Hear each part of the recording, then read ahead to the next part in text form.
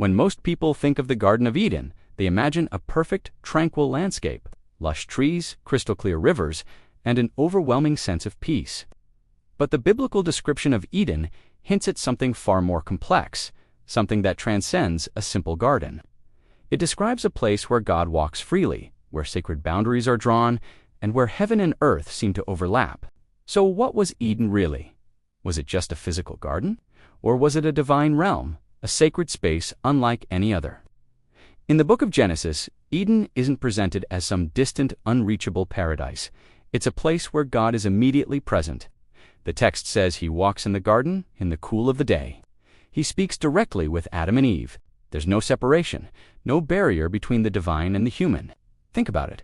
In later biblical stories, this kind of direct, unfiltered closeness to God only happens in the most sacred of places, like the tabernacle, the temple, or on holy ground where God's presence manifests. This strongly suggests that Eden wasn't just fertile land, it was sacred space.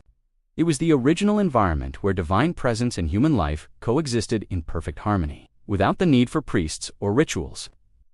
The geography of Eden is also described in a very particular way, and it's not like any ordinary place on a map.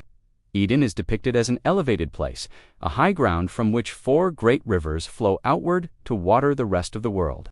In ancient times, people believed holy places were found on mountains or high ground. Yes, mountains, peaks, and elevated centers were seen as points of divine activity where heaven touched the earth. Eden fits this pattern perfectly. It isn't just a location somewhere in Mesopotamia. It's portrayed as the very source, the cosmic center, from which life itself flows out into the world. It's the original holy mountain, the wellspring of creation. Furthermore, everything within Eden is saturated with symbolic meaning. The tree of life wasn't just a magical tree. It represented ongoing eternal access to God's life-giving presence.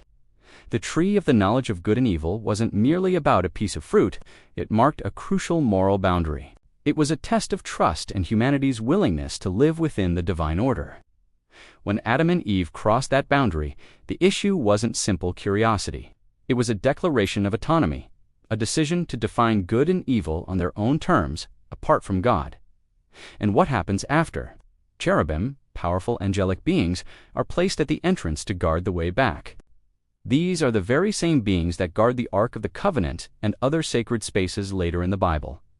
This reinforces the idea that Eden functions exactly like a sanctuary, or a holy place with divine guardians, sacred boundaries, and a tangible sense of holiness. As the biblical story unfolds, this imagery of Eden doesn't disappear. It returns again and again, especially in the design of the tabernacle and the temple. These later sacred spaces are filled with garden symbols, intricate carvings of trees, pomegranates, and flowers, imagery of flowing water, and the golden light from the menorah reminiscent of the divine presence. Even Adam's original role in the garden, to serve and to guard it, uses the exact same Hebrew words that are later used to describe the duties of the priests in the temple. This isn't a coincidence. The evidence strongly suggests that Eden wasn't just the first home for humanity, it was the first temple.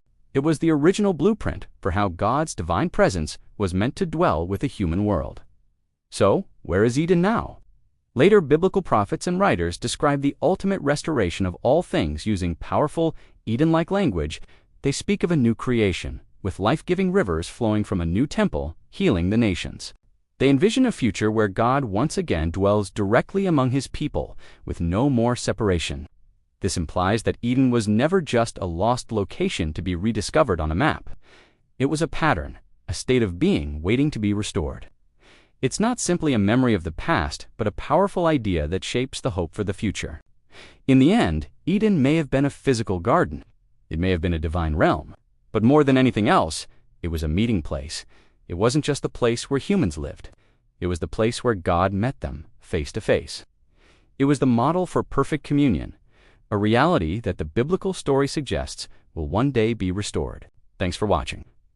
If you found this exploration of Eden interesting, be sure to like and subscribe for more deep dives into biblical themes. See you next time.